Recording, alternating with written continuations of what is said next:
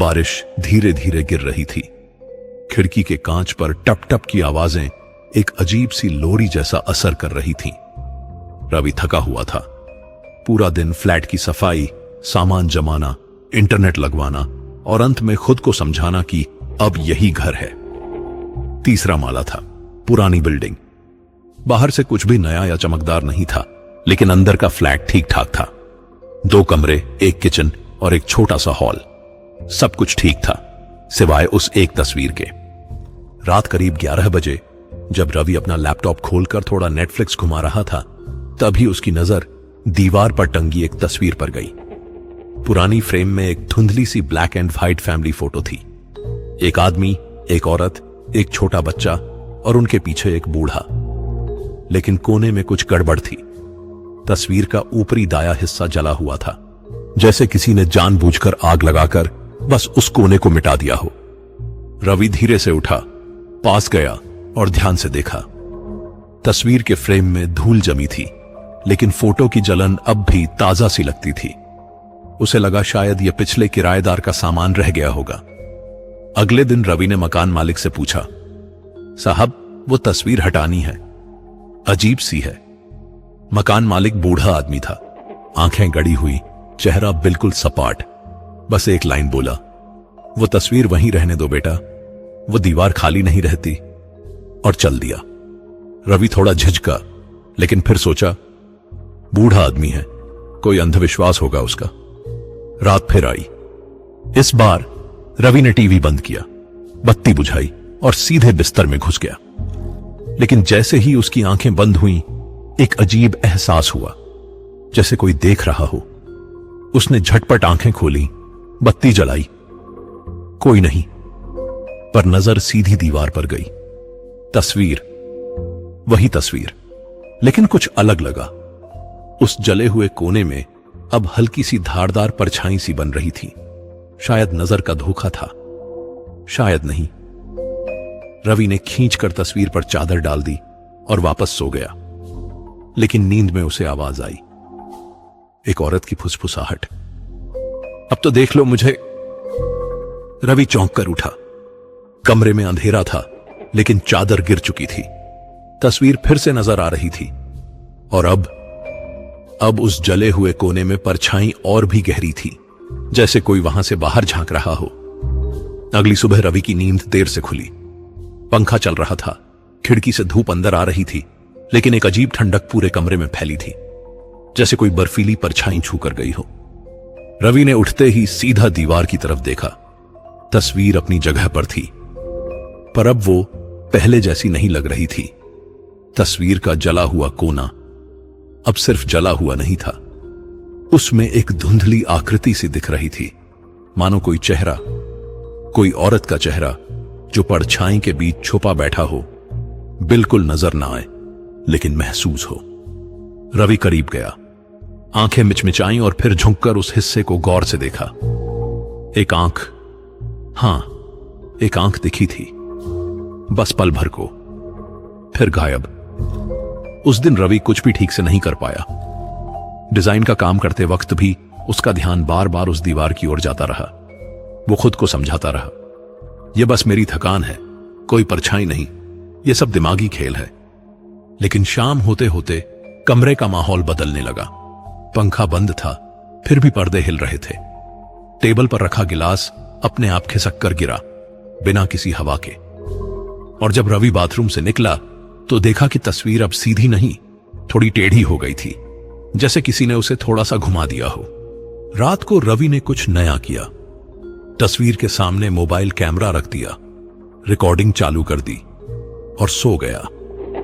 तारीख थी शनिवार 30 दिसंबर, समय रात के 2:47। कैमरे की रिकॉर्डिंग में कुछ हलचल दिखी। तस्वीर के सामने अचानक एक परछाई आई, कुछ देर रुकी और फिर ऐसे हिली जैसे किसी ने अंदर से कुछ खींचा हो। फिर तस्वीर का जला हुआ कोना हल्का सा चमका। सुबह रवि ने वीडियो देखा। स्क्रीन पर कुछ साफ नहीं था, बस धुंधली सी लहर, लेकिन एक फ्रेम ऐसा था जहां एक लड़की का चेहरा बिल्कुल पास आ गया था। आधी जल चुकी त्वचा, और एक आंख जो सीधे कैमरे में घूर रही थी। रवि का चेहरा फक पड़ गया। उसने तुरंत तस्वीर उठाई, बाहर बालकनी में ले जाकर नीचे फेंक दी। लेकिन जैसे ही वो कमरे में लौटा, दीवार पर तस्वीर दोबारा टंगी थी, ठीक वहीं, बिल्कुल वैसी ही। उस रात रवि ने पहली बार खुद से कहा, यह कुछ गड़बड़ है, ये कोई सामान नहीं, ये कुछ और है। और फिर पहली बार तस्वीर ने भी रवि को जवाब दिया। जब वो बत्ती बुझाकर लेटा तो एक धीमी आवाज कमरे में गूंजी, अब तो देख लिया ना मुझे। और रवि का सारा शरीर एकदम ठंडा पड़ गया। उस रात रवि ने खुद को समझा लिया था, कल सुबह पहली बस पकड़नी है, ये फ्लैट छोड़ देना है। पर तस्वीर शायद ये सुन चुकी थी। रात के 2 बजे बाहर बारिश फिर से गिर रही थी। रवि की आंख लग चुकी थी, लेकिन नींद सीधी सपने में उतर गई। वो एक कमरे में था, वही उसका हॉल, पर दीवारें स्याह थीं, गीली थीं, जैसे ताजा खून से लिपटी हों। सामने वही तस्वीर थी, लेकिन इस बार वो सिर्फ एक तस्वीर नहीं थी, एक दरवाजा बन चुकी थी। जले हुए कोने से एक औरत की परछाई धीरे धीरे बाहर निकल रही थी। उसके बाल गीले थे, चेहरे की एक तरफ की चमड़ी झुलसी हुई थी और आंखें एकदम सीधी रवि की आंखों में गड़ी हुई। तू मुझे देख सकता है अब, इसलिए अब तू जा नहीं सकता, उसने कहा। उसकी आवाज सपने में नहीं, जैसे कान में गूंज रही थी। रवि भागने के लिए पलटा, लेकिन उसकी टांगें काम नहीं कर रही थीं। फर्श पर पानी भरने लगा था। पानी नहीं, काला गाढ़ा लिसलिसा तरल, जो रवि की एड़ियों तक पहुंच गया था। हर कोने से वो परछाई एक ही चेहरा बनाकर रवि की तरफ बढ़ रही थी। और तभी रवि की आंख खुली। वो चिल्लाते हुए उठा, पसीने से लथपथ। लेकिन जब उसने अपने हाथ की तरफ देखा तो दिल उसकी छाती में धड़ धड़ करने लगा। उसके हाथ पर उंगलियों के निशान थे, जलने के निशान। सपना था तो दर्द कैसा, छाले कैसे। वो हड़बड़ा कर उठा और सीधे बाथरूम की ओर भागा। आईने में देखा, चेहरा वही था, पर पीछे खड़ा कोई, बस एक पल के लिए, एक औरत की परछाई, फिर गायब। रवि ने अब ठान लिया था, बस बहुत हो गया, आज ही निकलता हूं इस फ्लैट से। उसने बैग पैक किया, फटाफट कपड़े समेटे। लेकिन जब वो दरवाजा खोलने गया तब दरवाजा नहीं खुला। कुंडी घूम रही थी, मगर ताला नहीं खुल रहा था। रवि को समझ आ गया, अब ये कमरा कमरा नहीं रहा, अब ये एक तस्वीर बन गया है, और वो उसका हिस्सा। उस रात फिर नींद आई, लेकिन सपना नहीं। तस्वीर के लोग अब उसके साथ बैठने लगे थे, वही बूढ़ा, वही औरत, वही बच्चा, और बीच में वो खुद। उन सब की आंखें अब उसकी ओर नहीं, उस तस्वीर की ओर थीं। वो तस्वीर जो अब जलने लगी थी, धीरे धीरे। मगर इस बार बीच से। रवि अब खुद को पहचान नहीं पा रहा था। 2 दिन से उसे भूख नहीं लगी थी। नींद आती तो वो सीधे उसी कमरे में पहुंच जाता जहां दीवारें पिघली हुई लगती और तस्वीर हर बार थोड़ी और अंदर खींचती। पर अब बात सपने या डर की नहीं रह गई थी। अब उसके हाथ कांपते थे बिना वजह। उसकी परछाई कभी कभी वो नहीं करती जो वो करता था। जैसे वो उठता, परछाई बैठी रहती, वो मुस्कुराता, परछाई मुस्कुराती नहीं। एक दिन वो किचन में पानी भरने गया, गिलास हाथ में लिया और अचानक उसका हाथ कांप गया। गिलास गिरा नहीं, बल्कि अपने आप हवा में उठा और दीवार से जा टकराया। रवि हक्का बक्का खड़ा रह गया। उसके हाथ ने वो किया ही नहीं था, पर ऐसा लगा जैसे किसी और का कंट्रोल हो उस पर। फिर उसी वक्त उसके कान में वो आवाज फिर आई, अब मैं सिर्फ तस्वीर में नहीं हूं। उस रात रवि ने आईना देखा। चेहरे पर कालापन था, आंखें लाल, जैसे कई रातों से जाग रहा हो। पर असली डर तब लगा जब उसने गर्दन घुमाई। उसके कंधे पर कोई औरत का हाथ रखा था, झुलसा हुआ, नीला, टूटी चूड़ियों से भरा। रवि पलटा, पीछे कोई नहीं, पर आईने में वो औरत खड़ी थी, बिल्कुल पास। उसकी आंखें अब जल नहीं रही थीं, बल्कि अंदर कुछ चमक रहा था, जैसे किसी के अंदर झांक रहे हों। रवि ने फिर एक बार खुद से लड़ाई की, नहीं, ये सब मेरे मन का वहम है, मैं बीमार हूं, मुझे डॉक्टर चाहिए। उसने मोबाइल उठाया, नंबर डायल किया, लेकिन मोबाइल स्क्रीन पर लिखा आया, तू अब बाहर नहीं जा सकता रवि, तेरा नंबर अब इस दुनिया से कट चुका है। रवि ने मोबाइल जमीन पर पटक दिया।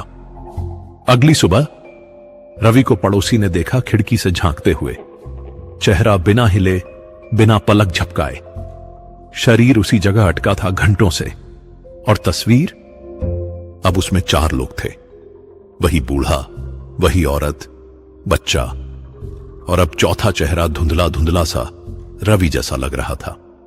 रात में रवि बड़बड़ाने लगा, मैं कहां हूं, मेरी आवाज क्यों नहीं निकलती, कोई सुन रहा है मुझे? और तस्वीर की औरत अब रवि की आंखों से दुनिया देख रही थी। रवि अब खुद को आईने में नहीं देख पाता था। चेहरा, रंग, भाव सब तो वही था, लेकिन जैसे वो जिस्म अब उसका नहीं रहा। कभी कभी जब वो अपना हाथ हिलाता तो उसकी परछाई कुछ पल बाद हिलती। धीरे धीरे सब कुछ थोड़ा पीछे होने लगा था, जैसे वो अब किसी और के वक्त में चल रहा हो। उस रात रवि ने खुद को बहुत समझाया, कुछ नहीं है, सब मन का खेल है, मैं घर छोड़ दूंगा तो सब ठीक हो जाएगा। उसने बैग में जरूरी सामान रखा और जैसे ही बाहर निकलने को हुआ, दरवाजा फिर अटका, लेकिन इस बार ताला नहीं, दीवार हिली। हां, सामने की दीवार जहां तस्वीर टंगी थी, वो दीवार जैसे सांस ले रही हो। एक अंदर की तरफ धड़कती हुई थकावट, जैसे कोई अंदर बंद हो और निकलने को बेताब हो। रवि पीछे हटा, अब तस्वीर की ओर देखा, और इस बार तस्वीर ने सीधे उसकी आंखों में देखा। हां, अब उसमें 4 नहीं, सिर्फ 3 लोग थे, बूढ़ा, औरत और बच्चा। चौथी जगह अब गायब थी। रवि सिहर गया, कहीं मैं उस जगह पर तो नहीं था, उसने बुदबुदाया। उसने पुराना रिकॉर्ड किया गया मोबाइल वीडियो दोबारा चलाया, जिसमें परछाई कैमरे के पास आ रही थी, और अब उस वीडियो में परछाई नहीं, रवि खुद था। बिल्कुल वैसा ही चेहरा, पर चेहरा एकदम खाली, ना डर, ना हैरानी, बस सूनापन। फिर एक और अजीब चीज हुई। रवि के लैपटॉप की स्क्रीन अपने आप खुली। उस पर एक पुरानी फोटोग्राफ एडिटिंग विंडो खुली थी, जिसमें वही तस्वीर थी, पर खुली हालत में। नीचे एक लाइन उभरी, तस्वीर पूरी करनी है तो चौथा जोड़ो। उसके नीचे अपलोड योर फेस का ऑप्शन। रवि ने कंप्यूटर बंद किया, लेकिन स्क्रीन बंद नहीं हुई। उसका चेहरा अब स्क्रीन में झलकने लगा, धीरे धीरे खुद तस्वीर का हिस्सा बनता हुआ। रवि का सिर चकराने लगा। उसने अलमारी से पुरानी शराब निकाली, गिलास में डाला और एक लंबा घूंट लिया। तभी कमरे की बत्ती बुझ गई, एकदम घना अंधेरा। फिर धीमे धीमे उस दीवार से कुछ बाहर आया। वो औरत अधजली, उसके बाल फर्श तक लटक रहे थे, आंखों में खालीपन था और हाथ में एक पुराना फ्रेम। वो सीधे रवि के पास आई, फ्रेम को उसकी तरफ बढ़ाया और बोली, जगह तो तेरी ही थी, अब देर क्यों? रवि जोर से चिल्लाया, मैं नहीं आ रहा किसी तस्वीर में, तुझे जो करना है कर।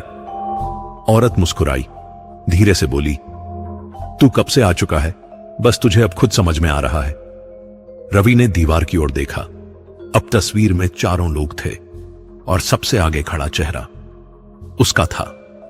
रवि के पैर वहीं जम गए, शरीर में हरकत बंद, कमरे में न आवाज न हवा, बस तस्वीर में एक नई गर्मी।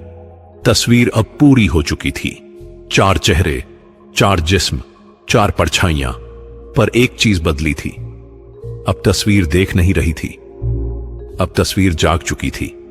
रवि को लगा जैसे उसकी आंखें किसी मोटी धूल से खुल रही हों, लेकिन यह कोई सपना नहीं था। वो अब उसी कमरे में था जिसमें तस्वीर ली गई थी। वही पुराना सोफा, वही झाड़ू लगे फर्श, और सामने वही बूढ़ा आदमी, वही औरत और बच्चा जो तस्वीर में थे। मगर अब सब हिलडुल रहे थे। तस्वीर अब एक जिंदा वक्त बन चुकी थी। रवि ने बोलने की कोशिश की, गला सूखा था। मैं कहां हूं, ये क्या है? उसने कांपती आवाज में पूछा। बूढ़ा आदमी धीरे धीरे उसकी तरफ मुड़ा और बोला, ये वही जगह है जहां हम भी आए थे, अब तू भी यहीं रहेगा, तस्वीर के अंदर, हमेशा। रवि घबरा गया। उसने भागने की कोशिश की, लेकिन उसका शरीर जड़ था। हवा में गाढ़ापन था, जैसे शहद के बीच में फंसा हो। हर कदम पर वो लड़खड़ाता रहा, जैसे कोई नामालूम हाथ उसके पैरों को पकड़ रहा हो। औरत आगे बढ़ी, वही जो तस्वीर के जले हुए कोने से आती थी। अब उसका चेहरा साफ दिख रहा था, आधा खूबसूरत, आधा झुलसा हुआ। और आंखें जैसे अंधेरा खुद हो। वो बोली, तू बाहर से आया था, अब अंदर का हिस्सा बन गया है। तस्वीर को जिंदा रखने के लिए किसी की जरूरत थी, आज तूने वो काम पूरा कर दिया। रवि चिल्लाया, मैं वापस जाना चाहता हूं, यह सपना है, कोई डरावना सपना। बच्चा, जो अब तक चुप था, हंस पड़ा। सबने यही बोला था, वो फुसफुसाया। तभी दीवारें कांपने लगी, कमरे में रोशनी तड़कने लगी। वो पूरी दुनिया जैसे खिंच रही थी, सिकुड़ रही थी। रवि ने खिड़की से बाहर देखा। बाहर कुछ नहीं था, ना आसमान ना जमीन, बस एक बड़ी सी आंख जो हर कोने से उसे देख रही थी। तभी अचानक सामने एक और तस्वीर टंगी दिखी। उसमें वही फ्लैट था, वही दीवार, और उसमें एक नया किराएदार। रवि समझ गया, अब अगला कौन होगा। वो तस्वीर अब रवि की आंखों से बाहर की दुनिया देख रही थी, और जैसे ही कोई और उसमें झांकेगा, वो खिंच जाएगा अंदर, उसी की तरह।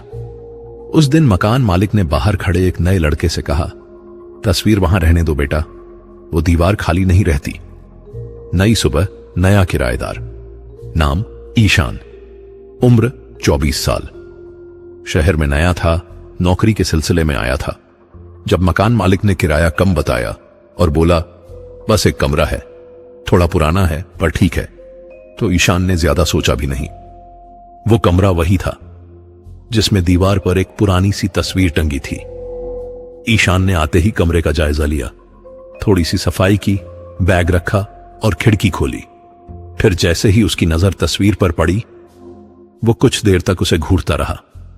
4 लोग, एक बूढ़ा, एक औरत, एक बच्चा और सबसे आगे एक युवक। ईशान को अजीब सा एहसास हुआ, इस चौथे आदमी की शक्ल कुछ जानी पहचानी लग रही है। उसी रात ईशान के मोबाइल पर एक पुराना वीडियो फाइल आया, बिना किसी नाम या नंबर के। उसने खोला, वीडियो में कोई आदमी चिल्ला रहा था, मैं इस तस्वीर में फंस गया हूं, मत देखना इसे। स्क्रीन हिली और एक चेहरा उभरा। ईशान कांप गया। वो रवि था, वही चेहरा जो तस्वीर में था। तभी बिजली चली गई, कमरा अंधेरे में डूब गया। दीवार से ठंडी हवा चलने लगी और तस्वीर में लगी कांच की सतह धुंधली होने लगी। ईशान ने अपनी टॉर्च ऑन की, तस्वीर पर रोशनी पड़ी। अब वहां 4 चेहरे नहीं, सिर्फ 3 थे। चौथी जगह फिर से खाली थी। तभी कमरे में धीमी आवाज आई, मानो किसी ने कान के पास फुसफुसाया हो, अब तेरी बारी है। ईशान पलटा, पर कोई नहीं था। लेकिन जब उसने तस्वीर की ओर दोबारा देखा, वहां एक नया चेहरा बनने लगा था, उसका अपना। ईशान ने तस्वीर उठाकर बाहर फेंकना चाहा, पर वो दीवार से चिपकी हुई थी, जैसे वो दीवार का हिस्सा बन चुकी हो। उसने जोर लगाया और उसी वक्त उसका हाथ तस्वीर के अंदर चला गया।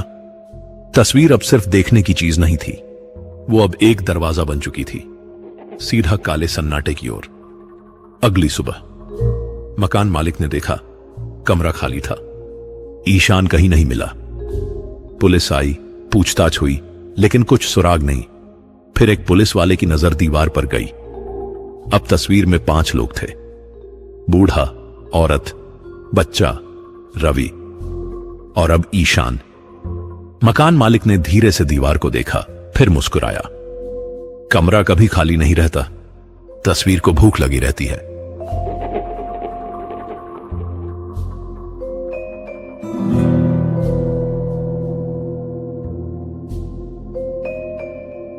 रघुनाथ सिंह, जिसने अपनी जिंदगी के कई साल ट्रक चलाते हुए राजस्थान की धूल भरी सड़कों पर बिताए थे, आज थोड़ा बेचैन था। वैसे तो उसे रात बिरात ट्रक चलाने में कोई डर नहीं लगता था, पर आज बात अलग थी। आज उसे उस रास्ते से जाना था जिसे वह हमेशा टालता आया था। पीपलवाड़ी गांव का जंगल वाला रास्ता। उस रास्ते के बारे में उसने गांव के बुजुर्गों से कई कहानियां सुनी थीं। कहते थे कि जो भी शाम के बाद उस जंगल में घुसता है वो कभी वापस नहीं आता। कहानियां ऐसी थीं कि रूह कांप जाए। कोई कहता था वहां एक चुड़ैल भटकती है, तो कोई कहता था कि उस रास्ते पर भूतों का साया है। रघुनाथ इन बातों पर ज्यादा ध्यान नहीं देता था, पर फिर भी उसके दिल के एक कोने में डर जरूर बैठा रहता था। आज हालात कुछ ऐसे थे कि उसके पास कोई और चारा नहीं था। एक जरूरी सामान की डिलीवरी थी जिसे अगली सुबह किसी भी हाल में पहुंचाना था, और पीपलवाड़ी वाला रास्ता सबसे छोटा था। उसने सोचा, दिन तो ढल गया है पर अभी पूरी रात बाकी है, हिम्मत करके निकलना ही पड़ेगा। जब उसकी ट्रक पीपलवाड़ी के जंगल के पास पहुंची तो रात के करीब 10 बज रहे थे। आसमान में तारे टिमटिमा रहे थे, लेकिन जंगल के अंदर घोर अंधेरा पसरा हुआ था। सिर्फ ट्रक की हेडलाइट की रोशनी आगे का कुछ हिस्सा दिखा रही थी। चारों ओर सन्नाटा छाया हुआ था। बस कभी कभी रेतीली हवाओं की सुई सुई और सूखे पत्तों की सरसराहट सुनाई दे रही थी। रघुनाथ ने अपनी जेब से हनुमान चालीसा निकाली और उसे धीरे धीरे पढ़ने लगा। जैसे ही उसकी ट्रक जंगल के बीचों बीच पहुंची, अचानक एक झटका लगा और इंजन बंद हो गया। रघुनाथ ने घबराकर ब्रेक लगाई। यह क्या हो गया, उसने मन में सोचा। उसने कई बार स्टार्ट करने की कोशिश की, पर ट्रक टस से मस नहीं हुई। माथे पर पसीना आ गया। उसने नीचे उतरकर इंजन की जांच की। सब कुछ तो ठीक लग रहा था। बैटरी भी सही थी, तेल भी था। फिर क्या खराबी आ गई? वह अभी सोच ही रहा था कि उसकी नजर दूर सड़क पर पड़ी। अंधेरे में एक हल्की सी सफेद आकृति दिख रही थी। ध्यान से देखने पर उसे एहसास हुआ कि वह एक औरत थी।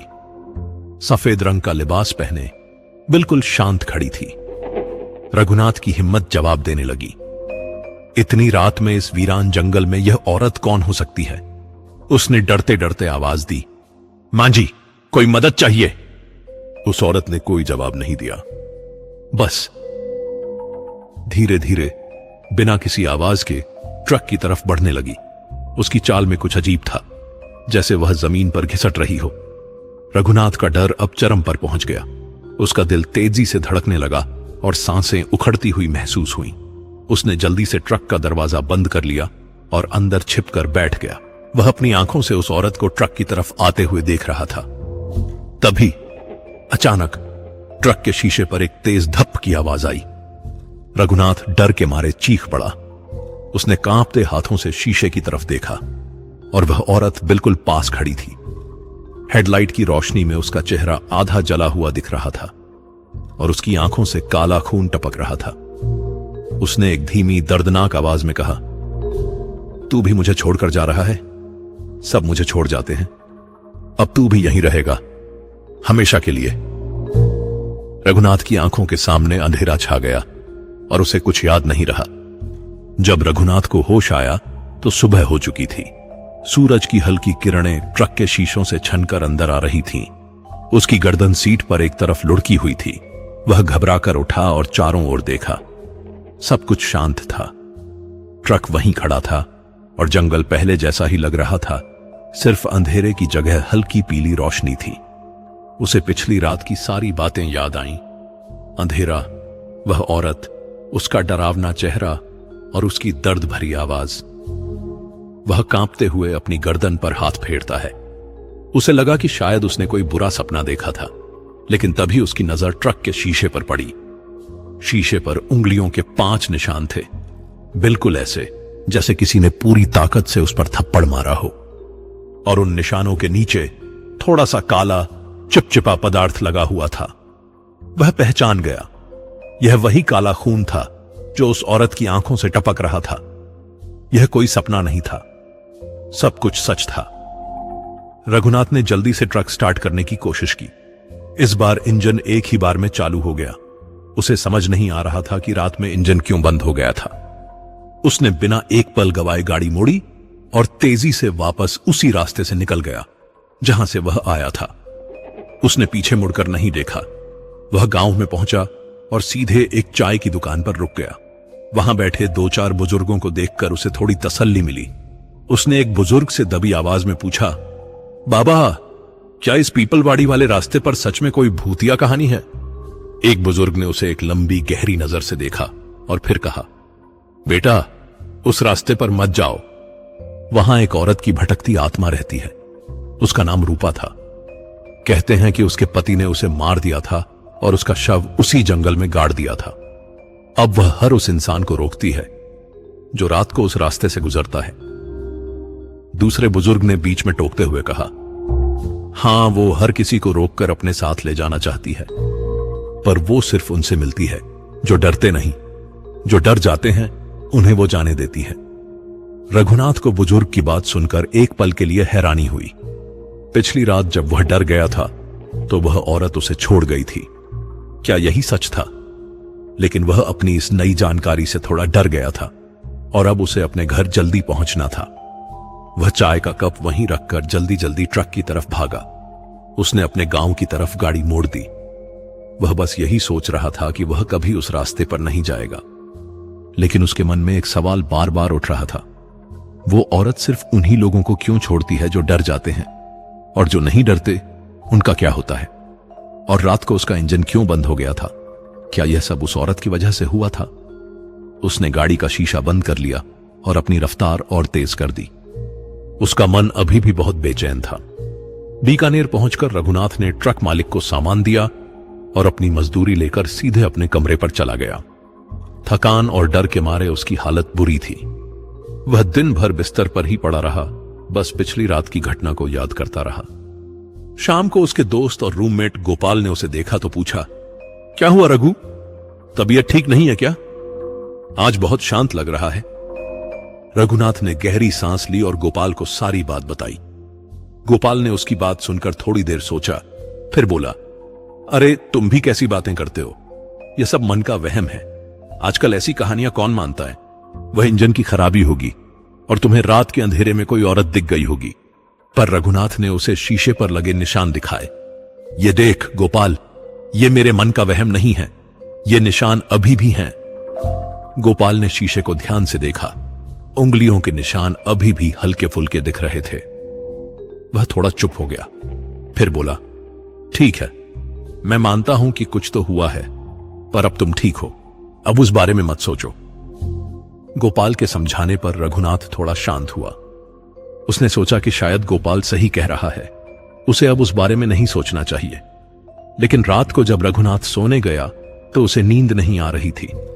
वह आंखें बंद करता तो उसे उस औरत का चेहरा दिख जाता, उसकी दर्द भरी आंखें और वह काला खून। तभी उसे कमरे के बाहर से कुछ आवाज सुनाई दी। कोई धीरे धीरे चल रहा था। रघुनाथ को लगा कि शायद यह पड़ोसी होंगे। उसने खिड़की के पास जाकर देखा, पर कोई नहीं था। वह वापस सोने चला गया, लेकिन तभी दरवाजे पर एक धीमी खटखट की आवाज आई। रघुनाथ घबरा गया। गोपाल गहरी नींद में सो रहा था, उसे कुछ सुनाई नहीं दिया। रघुनाथ ने धीरे से दरवाजे की कुंडी की तरफ देखा। कुंडी हिल रही थी। कोई दरवाजा खोलने की कोशिश कर रहा था। रघुनाथ का दिल जोरों से धड़कने लगा। वह समझ गया कि यह कोई इंसान नहीं हो सकता। वह डर के मारे पलंग के नीचे छिप गया। खटखट की आवाज तेज हो गई और फिर एक धीमी दर्दनाक आवाज सुनाई दी। रघुनाथ, तुम कहां हो? मैं आ गई हूं। अब तुम भी यहीं रहोगे, हमेशा के लिए। गोपाल ने अभी भी कुछ नहीं सुना था। रघुनाथ ने देखा, दरवाजा धीरे धीरे अपने आप खुलने लगा था। रघुनाथ डर के मारे पलंग के नीचे दुबका रहा। उसकी आंखें खुली थीं और वह दरवाजे की तरफ देख रहा था। दरवाजा धीरे धीरे खुल चुका था। बाहर घना अंधेरा था और उस अंधेरे से एक लंबी डरावनी परछाई कमरे के अंदर आ रही थी। परछाई की आकृति उस औरत जैसी ही लग रही थी जिसे उसने जंगल में देखा था। रघुनाथ की सांसें तेज हो गईं। उसका दिल इतनी जोर से धड़क रहा था कि उसे लगा कि अब फट जाएगा। वह गोपाल को जगाना चाहता था, पर उसकी जबान से आवाज ही नहीं निकल रही थी। तभी परछाई के साथ साथ वही धीमी दर्द भरी आवाज फिर सुनाई दी। रघुनाथ, मैंने कहा था ना, अब तुम भी यहीं रहोगे, हमेशा के लिए। रघुनाथ ने पलंग के नीचे से देखा। वो परछाई धीरे से कमरे के बीच में आकर रुक गई। उसके पैरों की आवाज नहीं आ रही थी, पर कमरे का तापमान अचानक बहुत गिर गया था। रघुनाथ को ठंड लगने लगी, जैसे कोई बर्फीला पानी उसके ऊपर डाल रहा हो।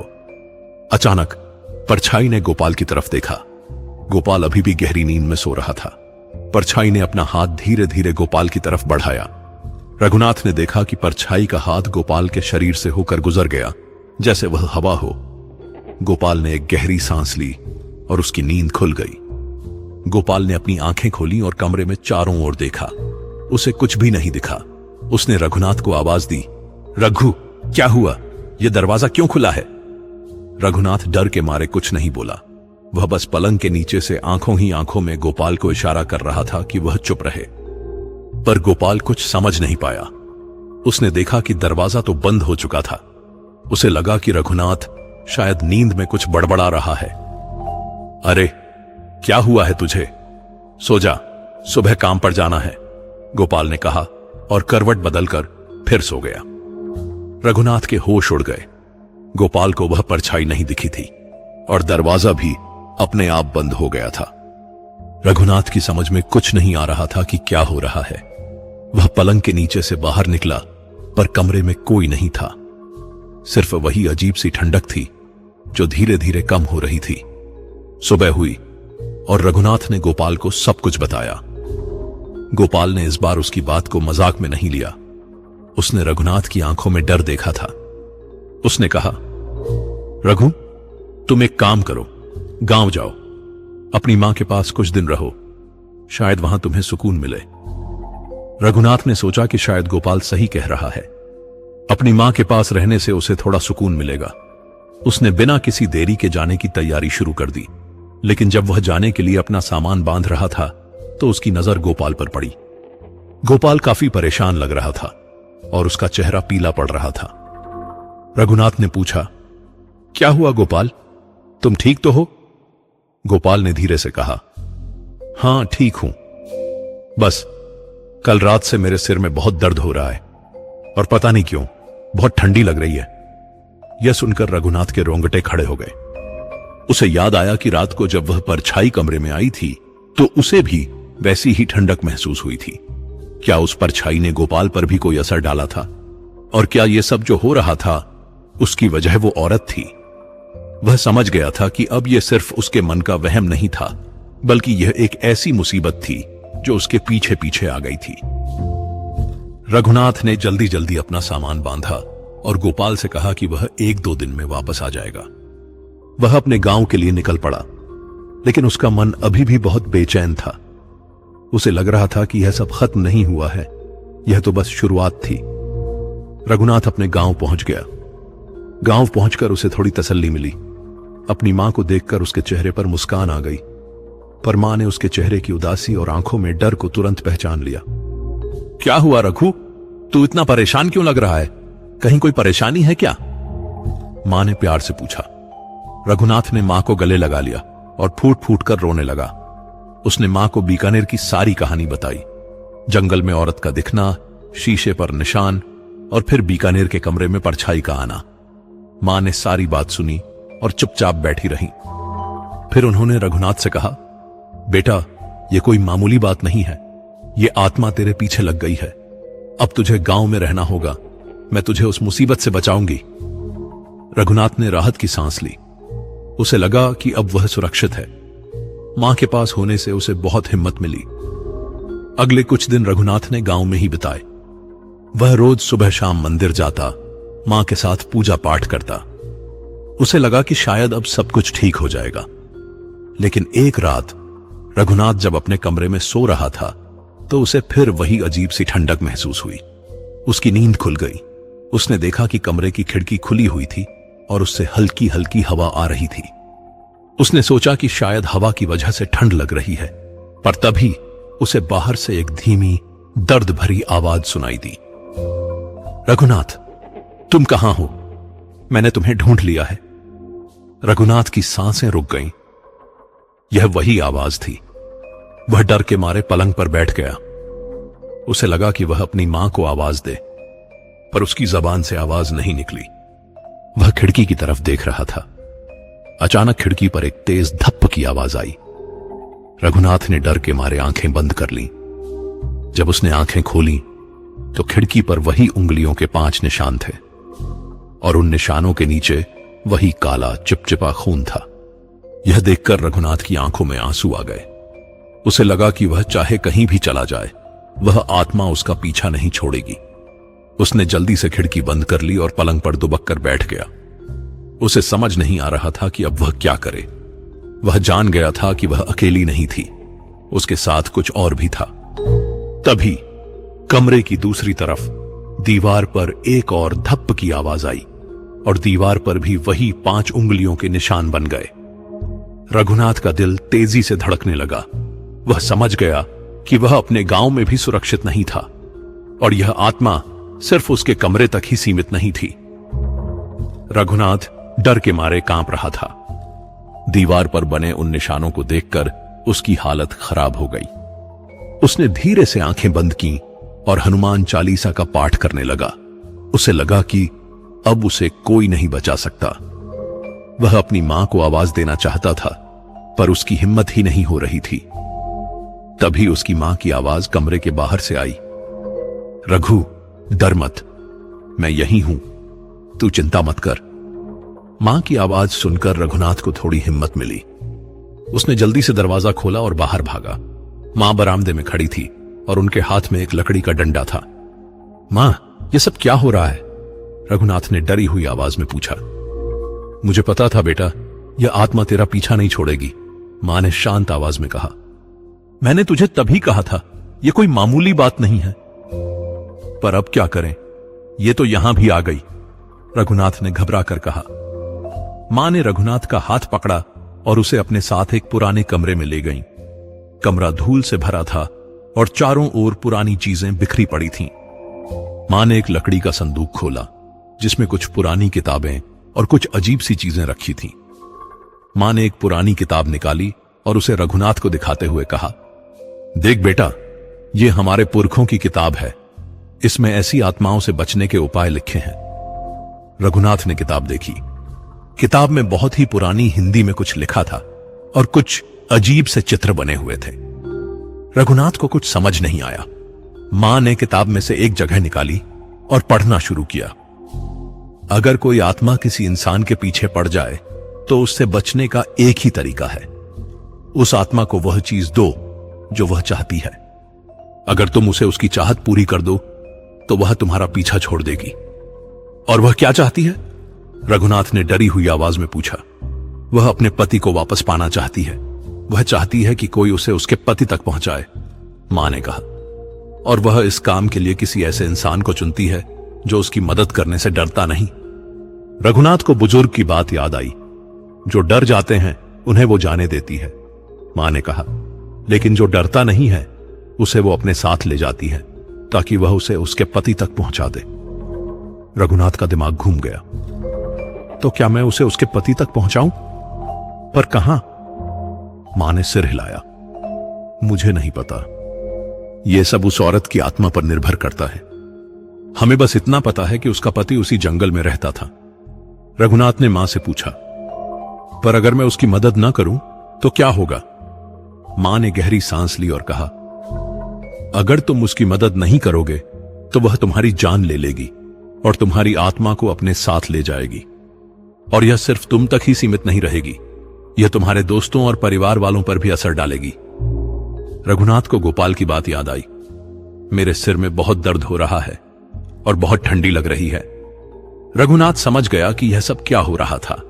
यह आत्मा सिर्फ उसका पीछा नहीं कर रही थी, बल्कि उसके आसपास के लोगों को भी नुकसान पहुंचा रही थी। उसे अब कुछ करना था। उसने मां से पूछा, तो अब हमें क्या करना चाहिए? हमें उस औरत की मदद कैसे करनी चाहिए? मां ने जवाब दिया, हमें उस जंगल में वापस जाना होगा और तुम्हें उस औरत की आत्मा से बात करनी होगी। तुम्हें उससे पूछना होगा कि वह क्या चाहती है और तुम उसकी मदद कैसे कर सकते हो। रघुनाथ का चेहरा पीला पड़ गया। वह वापस उसी जंगल में जाने के बारे में सोचकर ही डर गया था, पर उसे पता था कि अब उसके पास कोई और रास्ता नहीं था। ठीक है मां, मैं जाऊंगा, रघुनाथ ने डरी हुई आवाज में कहा। मां ने रघुनाथ के माथे को छुआ और फिर एक अजीब सी भाषा में कुछ मंत्र बोलने लगी। रघुनाथ को लगा कि उसके शरीर में कुछ अलग सी ऊर्जा आ रही थी। अब तुम तैयार हो, मां ने कहा, लेकिन याद रखना, डरना मत। अगर तुम डरे तो वह तुम्हें अपने साथ ले जाएगी। रघुनाथ को एक बार फिर वही डर महसूस हुआ जो उसे उस रात हुआ था, लेकिन इस बार उसे पता था कि उसे डरना नहीं है। वह अब उस औरत की आत्मा का सामना करने जा रहा था और उसे पता था कि इस लड़ाई में हार जीत का फैसला सिर्फ उसके डर पर निर्भर था। रघुनाथ ने मां से पूछा, पर मैं उस औरत को कैसे बुलाऊंगा? मां ने जवाब दिया, तुम्हें उसे बुलाना नहीं है, वह तुम्हें खुद बुलाएगी। तुम्हें बस उस रास्ते पर वापस जाना है जहां तुम्हें वह पहली बार मिली थी। रघुनाथ ने मन ही मन सोचा, अब मैं क्या करूं? रघुनाथ ने मां के कहे अनुसार अपनी कमर में एक ताबीज बांधा और एक बार फिर पीपलवाड़ी के जंगल की तरफ निकल पड़ा। उसका दिल तेजी से धड़क रहा था, पर इस बार वह डर नहीं रहा था। उसके दिमाग में सिर्फ एक ही बात थी, उसे उस आत्मा की मदद करनी है ताकि वह और उसका परिवार सुरक्षित रह सकें। रात के 10 बजे थे और वह उसी जगह पर पहुंचा जहां उसे वह औरत पहली बार मिली थी। चारों ओर घोर अंधेरा था और हवा में एक अजीब सी ठंडक थी। रघुनाथ ने अपनी ट्रक बंद कर दी और वहीं पर चुपचाप बैठ गया।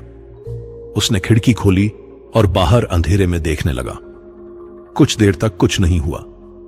फिर दूर अंधेरे में वही सफेद लिबास वाली औरत फिर से दिखाई दी। वह धीरे धीरे उसकी तरफ बढ़ने लगी। रघुनाथ ने गहरी सांस ली और मन ही मन कहा, इस बार मैं नहीं डरूंगा। जब वह औरत उसके पास पहुंची तो उसका चेहरा पहले की तरह ही डरावना लग रहा था। उसकी आंखों से काला खून टपक रहा था, पर रघुनाथ ने इस बार अपनी आंखें बंद नहीं की। उसने सीधा उसकी आंखों में देखा और पूछा, तुम क्या चाहती हो? वह औरत पहले थोड़ी हैरान हुई, फिर उसकी आवाज में दर्द साफ महसूस हो रहा था। तू मुझसे डर नहीं रहा? रघुनाथ ने जवाब दिया, नहीं, मैं तुम्हारी मदद करना चाहता हूं। तुम क्या चाहती हो? उस औरत ने कहा, मैं अपने पति के पास जाना चाहती हूं। उसने मुझे यहां मार दिया था, पर मैं उसे माफ करना चाहती हूं। पर मेरी आत्मा यहां भटक रही है, मुझे उसका रास्ता नहीं मिल रहा। रघुनाथ ने पूछा, पर मैं तुम्हारी मदद कैसे कर सकता हूं? उस औरत ने ट्रक के शीशे पर उंगलियों से एक निशान बनाया और वहां पर एक मैप सा बन गया। उस मैप में एक रास्ता दिख रहा था जो जंगल के बीच से एक पुरानी कुएं की तरफ जा रहा था। यह रास्ता उसके पास जाता है, तुम मुझे वहां तक पहुंचा दो, औरत ने कहा। रघुनाथ ने मैप को ध्यान से देखा। वह रास्ता जंगल के सबसे घने हिस्से में था। रघुनाथ ने सिर हिलाया और कहा, ठीक है, मैं तुम्हें वहां तक पहुंचा दूंगा। उस औरत ने एक लंबी सांस ली और धीरे धीरे ट्रक के अंदर आ गई। रघुनाथ को लगा कि कोई अदृश्य शक्ति उसके बगल वाली सीट पर बैठ गई है। रघुनाथ ने ट्रक स्टार्ट की और मैप के अनुसार उस रास्ते पर चलने लगा। रास्ता बहुत ही खराब था और जगह जगह पर सूखे पेड़ गिरे हुए थे। रघुनाथ को ट्रक चलाने में बहुत मुश्किल हो रही थी। तभी अचानक ट्रक फिर बंद हो गई।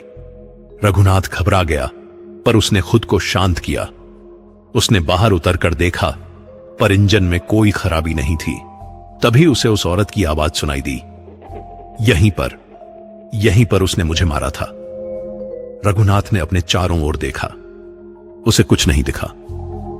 उसने मुझे इस कुएं में फेंक दिया था, औरत की आवाज सुनाई दी। रघुनाथ ने देखा, पास में ही एक पुराना सूखा कुआं था। वह कुएं के पास गया और अंदर झांक कर देखा। अंदर बहुत अंधेरा था और उसे कुछ भी नहीं दिखा। मेरी आत्मा यहां से नहीं जा सकती, औरत ने कहा। जब तक मेरा पति मुझे माफ नहीं कर देता, मैं यहीं रहूंगी। तो तुम्हारा पति कहां है? रघुनाथ ने पूछा। वह इसी कुएं के पास रहता है, पर वह अपनी आत्मा के अंदर कैद है। उसकी आत्मा यहां से कहीं नहीं जा सकती। रघुनाथ ने कहा, तो अब हमें क्या करना चाहिए? तभी कुएं के अंदर से एक और आवाज आई, रूपा, तुम यहां क्यों आई हो? मैंने तुम्हें कहा था मुझे माफ मत करना, मैं तुम्हारे लायक नहीं हूं। रघुनाथ के होश उड़ गए। वह आवाज एक आदमी की थी जो शायद उस औरत का पति था। तुम मुझे माफ कर दो तो मैं यहां से चली जाऊंगी, रूपा ने कहा। मैं तुम्हें माफ नहीं कर सकता, मैंने तुम्हें मारा है, मुझे यहां ही रहना पड़ेगा। उस आदमी ने कहा। रघुनाथ समझ गया कि ये दोनों आत्माएं एक दूसरे से दूर नहीं रह सकती थीं, क्योंकि उनकी आत्माएं एक दूसरे से जुड़ी हुई थीं। उन्हें एक दूसरे को माफ करना था, तभी वे यहां से जा सकते थे। रघुनाथ ने धीरे से कुएं के अंदर हाथ डाला और कहा, तुम दोनों को एक दूसरे को माफ करना होगा, तभी तुम दोनों की आत्माएं शांत होंगी। रघुनाथ की आवाज में बहुत हिम्मत थी। उस औरत और उसके पति ने एक दूसरे को देखा और फिर एक दूसरे को माफ कर दिया। तभी रघुनाथ को महसूस हुआ कि उसके चारों ओर की हवा बदल रही थी। ठंडक कम हो रही थी और उसे हल्की सी गर्मी महसूस हो रही थी। उसने देखा वह औरत और उसका पति हवा में उड़ रहे थे और वे दोनों एक दूसरे को देख रहे थे, जैसे वे एक दूसरे को पहली बार देख रहे हों। बहुत बहुत धन्यवाद रघुनाथ, रूपा ने कहा, तुमने हमें बचा लिया। और फिर वे दोनों धीरे धीरे हवा में उड़ते हुए गायब हो गए। रघुनाथ ने राहत की सांस ली। वह थक गया था, पर उसके चेहरे पर एक सुकून था। उसे पता था कि उसने एक बहुत बड़ा काम किया था। उसने अपनी ट्रक स्टार्ट की और वापस अपने गांव की तरफ निकल पड़ा। जब वह गांव पहुंचा तो सुबह हो चुकी थी। उसने अपनी मां को सारी कहानी सुनाई और मां ने उसे गले लगा लिया। रघुनाथ ने उस रास्ते पर फिर कभी ट्रक नहीं चलाई और उसके बाद उस रास्ते पर कभी किसी ने किसी भटकती आत्मा को नहीं देखा। उस दिन से पीपलवाड़ी का वह जंगल वाला रास्ता एक सामान्य रास्ता बन गया, जिस पर लोग आराम से रात में भी गुजर सकते थे। रघुनाथ ने अपनी हिम्मत से उस रास्ते को फिर से जीने लायक बना दिया था।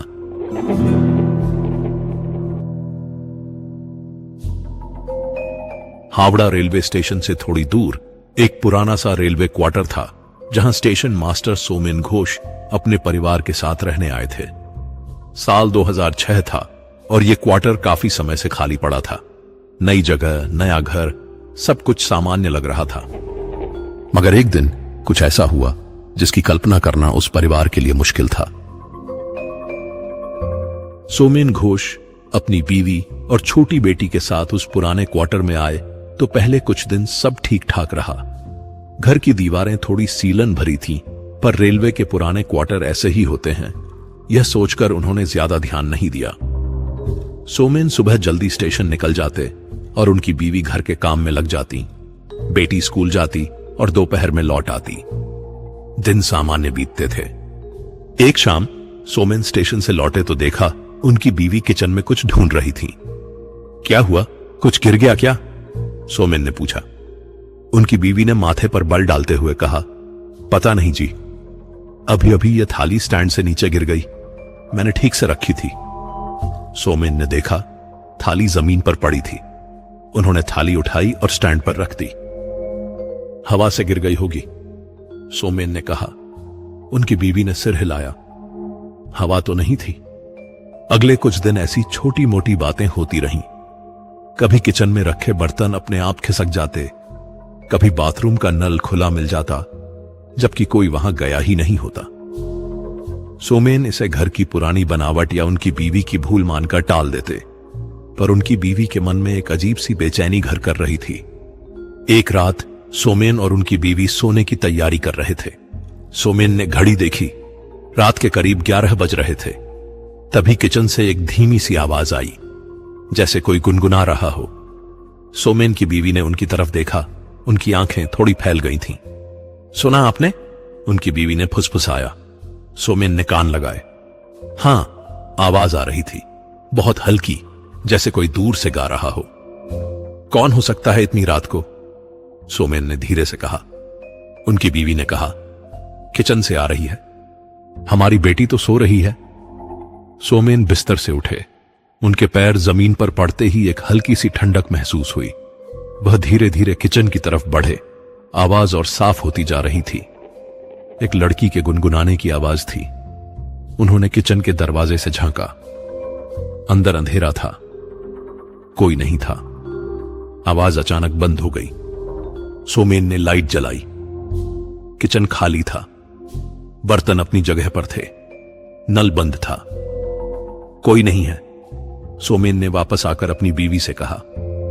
उनकी बीवी ने चादर कसकर पकड़ ली थी, पर आवाज तो आ रही थी। सोमेन ने उन्हें समझाया कि शायद बाहर से कोई आवाज आई होगी या उनका वहम होगा, पर दोनों को नींद नहीं आई उस रात। अगले दिन सोमेन की बीवी ने दिन भर किचन में ध्यान दिया, कोई आवाज नहीं आई। शाम को सोमेन घर आए तो उन्होंने भी ध्यान दिया, सब शांत था। उन्होंने सोचा शायद रात का वहम था, पर कुछ दिनों बाद रात को फिर वही आवाज आई। इस बार थोड़ी तेज थी। सोमेन और उनकी बीवी दोनों ने साफ सुना। इस बार सोमेन सीधे किचन में गए, लाइट जलाई और हर कोने में देखा, कोई नहीं था। आवाज फिर बंद हो गई। अब उनके मन में डर बैठने लगा था, यह सिर्फ वहम नहीं हो सकता था। एक रात सोमेन की बेटी, जो उनके बगल वाले कमरे में सो रही थी, अचानक चीख पड़ी। उसकी चीख इतनी तेज थी कि सोमेन और उनकी बीवी हड़बड़ा कर उठ गए। वे भागे भागे बेटी के कमरे में गए। बेटी बिस्तर पर बैठी थी, उसकी आंखें खुली थीं और वह बुरी तरह कांप रही थी। क्या हुआ बेटा? सोमेन की बीवी ने उसे अपनी बाहों में भरते हुए कहा। बेटी की सांसें उखड़ रही थीं। वह अपनी मां की कमीज कसकर पकड़े हुए थी। मम्मी, वो दीदी रोज मेरे पास आती है, बेटी ने डरी हुई आवाज में फुसफुसाया। सोमेन और उनकी बीवी एक दूसरे को देखने लगे। दीदी? कौन दीदी? बेटी ने फिर कहा। वो कहती है कि उसे यहां से जाने दो। सोमेन की बीवी ने बेटी के बाल सहलाते हुए कहा। अरे बेटा, वो सपना था, तुम डर गई होगी, सो जाओ। उन्होंने बेटी को चुप करवाया, पर सोमेन के मन में अब एक गहरा डर बैठ गया था। यह सिर्फ बर्तनों का गिरना या आवाजें आना नहीं था।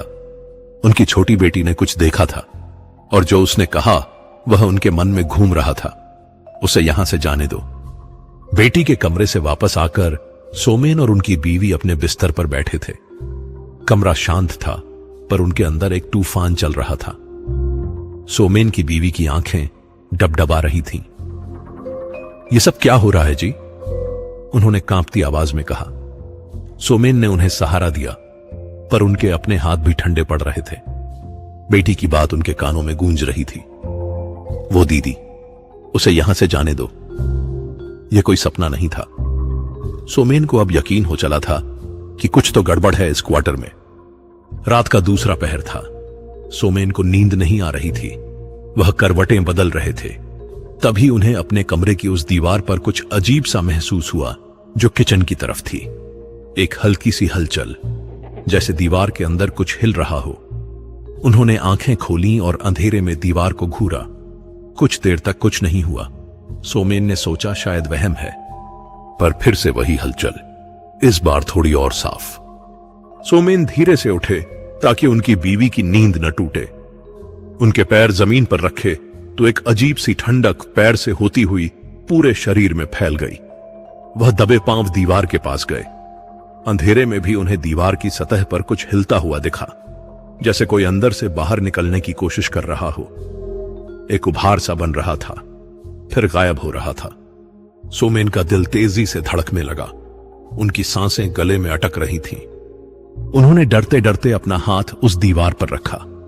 दीवार ठंडी थी, सीलन भरी, और फिर उनके हाथ के नीचे उन्हें एक धड़कन महसूस हुई। हां, एक धड़कन, जैसे किसी इंसान का दिल दीवार के अंदर से धड़क रहा हो। सोमेन ने अपना हाथ तुरंत हटा लिया। उनकी उंगलियां कांप रही थीं। उन्होंने अपनी हथेली को देखा, जैसे उस धड़कन का एहसास अभी भी वहां चिपका हो। उनके माथे पर पसीना आ गया। वह पीछे हटे। उनकी पीठ दीवार से जा लगी। उन्हें लगा जैसे दीवार पीछे से उन्हें धकेल रही हो। वह कांपते हुए अपने बिस्तर पर वापस आए और लेट गए। उन्होंने अपनी आंखें कसकर बंद कर ली। उन्हें लगा जैसे दीवार से कोई उन्हें घूर रहा हो। उस रात सोमेन को एक पल के लिए भी नींद नहीं आई। अगले दिन सुबह सोमेन ने अपनी बीवी को रात वाली बात बताई। उनकी बीवी का चेहरा पीला पड़ गया। हमें यहां से चलना चाहिए जी, उन्होंने लगभग रोते हुए कहा। सोमेन ने सिर हिलाया। पर कहां जाएंगे? अभी तो नई पोस्टिंग है। पर अब उन्हें भी इस क्वार्टर में रुकना मुश्किल लग रहा था। दिन में भी अजीब घटनाएं होने लगी थीं। कभी बिजली अपने आप जल बुझ जाती। सोमेन ने इलेक्ट्रीशियन को बुलाया। उसने सब चेक किया, पर कोई खराबी नहीं मिली। सब ठीक है साहब, इलेक्ट्रीशियन ने कहा। पर सोमेन जानते थे कि कुछ भी ठीक नहीं था। एक दोपहर सोमेन स्टेशन पर थे। उनकी बीवी घर पर थी। वह किचन में खाना बना रही थी। तभी अचानक गैस चूल्हे के पास से आग की लपटें उठने लगीं। उनकी बीवी चीख पड़ी। उन्होंने तुरंत गैस बंद की और पानी डालकर आग बुझाई। किचन में धुएं का गुबार भर गया। उनकी बीवी ने कांपते हुए सोमेन को फोन किया। किचन में आग लग गई थी जी। उनकी आवाज में डर साफ था। सोमेन तुरंत घर भागे। किचन में जली हुई गंध फैली थी। उनकी बीवी कोने में बैठी रो रही थी। अपने आप आग लग गई, उन्होंने रोते हुए कहा। सोमेन ने देखा चूल्हे के पास की दीवार पर कालिख लगी थी। यह सब अब हद से बाहर हो रहा था। रात को जब सब सो रहे थे, सोमेन को फिर से आवाजें सुनाई दी। इस बार गुनगुनाने की नहीं, बल्कि किसी के रोने की आवाज थी। बहुत धीमी पर साफ, जैसे कोई बहुत दर्द में रो रहा हो। आवाज किचन से आ रही थी। सोमेन उठकर बैठ गए। उनकी बीवी भी जाग गई थी। वे एक दूसरे को देखने लगे।